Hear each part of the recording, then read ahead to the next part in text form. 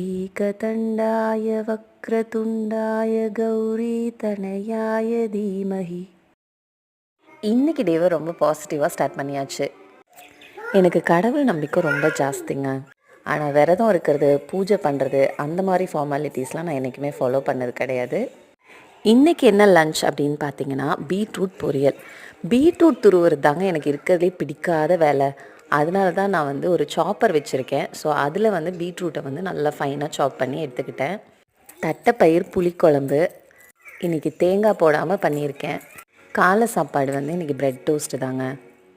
அக்கறைக்கு இக்கரை பச்சைங்கிறது மாதிரி நம்ம லைஃப்பில் நம்ம எங்கே போனாலும் எவ்வளோ பணம் இருந்தாலும் நம்மளுக்கு மனக்கவலை அப்படிங்கிறது இருந்தே தீருங்க.